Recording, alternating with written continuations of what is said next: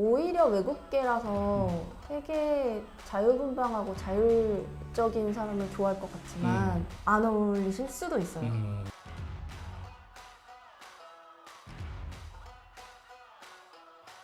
안녕하세요. 협상 전문가 류지연 변호사입니다. 오늘은 외국계 기업의 이 채용을 11년 넘게 담당을 하고 계시는 박예선 대표님 모시고 외국계 기업 이런 사람들 먼저 뽑아간다와 관련된 주제로 외국계 기업이 선호하는 인재상에 대해서 이야기를 한번 나눠보도록 하겠습니다. 박예선 대표님은 외국계 기업에서 오랫동안 근무를 하셨고 채용을 전문적으로 담당을 하셨어요, 그죠? 네. 많은 분들이 이제 외국계 기업을 고민을 하고 계시고 외국계 기업은 어떤 인재상, 어떤 캐릭터를 좀 원할까? 그리고 외국계 기업에 채용되는 분들의 어떤 공통점, 특징이 뭘까가 좀 궁금할 것 같은데 박예선 대표님 좀 간단하게 정리를 한번 해주시면 좋을 것 같습니다. 변호사님 외국계 채용 바로 되셨잖아요. 네. 바로 된 건 아니고 어떤 인재상으로 뽑히신 것 같으세요? 사실은 뭐 10년 전의 일이긴 한데 아직도 저는 정확한 이유를 잘 모르겠어요. 생각이 나긴 합니다. 마지막에 1차 면접 보고 2차 면접 보고 3차 면접을 회장님이랑 봤는데 저에 대해서 물어보시지 않으시고 회장님께서 독일에서 근무하셨던 도시에 제가 교환학생에 왜 갔는지 그 이야기만 하고 나왔거든요. 그래서 저는 100% 떨어졌다라고 생각을 했는데 채용이 됐더라고요. 그래서 궁금하긴 해요. 어떤 분들을 좀 채용을 하시나? 또 외국계 기업이 선호하는 채용상이라는 게 있나? 이런 부분들. 또 단박에 채용되신 걸 보면 네. 그 당시에 커뮤니케이션이 되게 좋으셨을 거라는 생각을 해요. 직무와 관계된 이야기가 아니어서 좀 당황하셨다고 말씀하셨는데 맞아요. 그 면접은 임원 면접이었고 임원분들의 어떤 인성을 평가하는 기준에서 그런 담소를 나누면서 나오는 태도라든지 생각해보니까 1차 면접 때는 법률적인 부분에 대해서 날카롭게 물어보셨고 네. 회장님 면접 때는 그런 거 전혀 없었거든요. 그때는 결론적으로 역량에 대해서는 이미 평가됐다고 생각하고 네. 마지막 사람에 대해서 본 건 거네요. 그쵸. 인성 면접의 인성 일환인 면접이 거죠. 오케이, 네. 오케이. 외국계 기업 같은 경우에는 조직의 특성상 내 위에 사수가 레벨별로 있는 게 아니라 정말 내가 팀장 바로 밑에 있는 실무자로서 일당백을 다 해야 되는 경우가 많거든요. 그러면은 다른 유관 부서와의 커뮤니케이션도 제가 말단 사원이어도 다 직접 부장급 분들하고 다 그렇죠. 해야 되고 그런 면에서 봤을 때 한마디 말이라도 공손하고 혹은 더 유쾌하게 이렇게 이야기하는 분들이 업무 협조를 더 끌어낼 수가 있기 그렇죠. 때문에 근데 외국계라고 하면 첫 번째로 드는 생각, 관문은 외국어 어떻게 하지? 이 부분은 어떤가요? 이게 결정적인가요? 아니면 결정적이진 않나요? 그것도 포지션마다 다르죠. 네, 대부분의 경우는 한 80% 정도는 영어가 필요한 경우가 많고 오케이. 나머지 20%는 정말로 생산 라인에서만 일을 하는 업무라든지 조금 핵심이 되는 업무를 하시려면 영어를 하실 수 있는 게 좋으시죠. 솔직하게 한번 물어보고 싶어요. 실제 들어가 보니까 물론 영어를 너무나 잘하시는 분들도 많았지만 생각보다는 그렇게까지 영어가 중요하지는 않을 수도 있겠다는 생각도 좀 들었거든요. 회화적인 플루언시는 그렇게 포지션상 중요하지 않으셨을 수도 있어요. 다만 읽고 쓰는 거는 충분히 맞아요. 잘 하셨을 거가 검증이 되셨기 때문에 그런 포지션의 특성상 어떤 포지션은 정말 회화가 중요하고 어떤 포지션은 뭐 문서만 읽고 쓸 수 있으면 괜찮고 사실 팝하고는 또 여러 툴들이 많기 때문에 이메일 라이팅 같은 거는 도움을 많이 받을 수가 또 가서 있잖아요. 사실 많이 늘었어요. 맞아요. 가서 거의 1, 2년 사이에 굉장히 많이 는 것 같아요. 외국계 기업 내가 영어 때문에 안 될 것 같은데 중국어 때문에 안 될 것 같은데 이런 고민 하시는 분들은 저는 지원을 일단 해보시라는 거를 먼저 추천드리고 싶어요. 그리고 중요한 거는 영어의 어떤 유창성이라든지 이런 거보다도 자기 표현이거든요. 맞아요. 정말 투박하고 단순한 어휘여도 명확하게 자기 의사를 맞아요. 전달할 수 있다? 맞아요.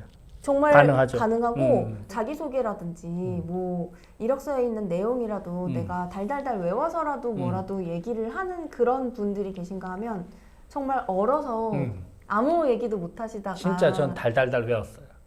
그러니까 애티튜드가 다르셨잖아요. 저는 영어가 그렇게 자신 없었기 때문에 면접 보기 72시간 전부터 그냥 답안지를 한 50가지 정도에 대한 질문에 대한 답안지를 만들어 달달달 외워서 갔어요. 근데 한 70% 이상은 다 거기서 나왔어요, 문제가. 그래서 생각보다 좀 편하게 네. 면접을 했었거든요. 이런 어떤 준비라든지 자신에 대한 당당한 그런 자기 표현을 일단은 기본으로 탑재하고 계시다면 면접을 통과하셔서 사실 저도 마찬가지거든요. 이메일 하나 쓰는데 정말 하루 왼종일 걸리고 그랬어요. 맞아요. 처음에 그랬었어요. 네. 근데 이게 쓰다 보면 또 쓰는 말만 편해지죠, 써요. 편해지죠. 업무 역량이 또 이렇게 늘기 때문에 너무 거기에 위축받으실 필요는 없다. 다만 앞으로 영어를 쓸 일이 더 많아지시기 때문에 영어에 대한 오픈마인드는 일단 탑재를 하고 가시는 게 맞겠죠. 외국계 기업에서 이런 느낌의 사람은 안 뽑는다 이런 것도 있나요? 오히려 외국계라서 되게 자유분방하고 자율적인 사람을 좋아할 것 같지만 안 어울리실 수도 있어요. 물론 이것도 외국계의 업종 특성에 따라 다르지만 외국계가 그 내부의 체계라든지 이런 것들을 바꿀 수 있는 기회가 한국 회사보다 오히려 더 없을 수 있거든요.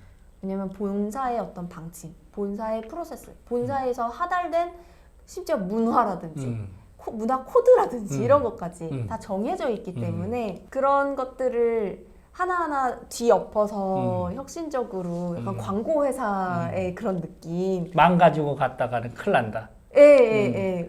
근데 이게 자유분방함이 약간 그냥 표면적으로는 되게 자유분방할 수 있거든요. 근데 그게 그 핵심으로 가서 내가 어떤 정말 고치고 싶은 프로세스나 그런 게 있다라고 할 때 그 운신할 수 있는 폭이 굉장히 작아지는 거죠. 특히 외국계 기업 입장에서는 일개 지사의 직원이기 때문에 본사도 아니고 그죠? 그죠. 근데 저는 또 한 가지 느낀 점은 그렇다고 해서 지나치게 수동적인 분들도 별로 안 좋아하시는 것 같아요. 맞아요. 네, 맞습니다. 그거는 확실한 것 같아요. 그래서 제가 키워드를 한번 생각해봤는데 수능적인 반항. 조직에는 수능적이지만 자기 이야기를 할 수 있는 그 정도 느낌. 그쵸.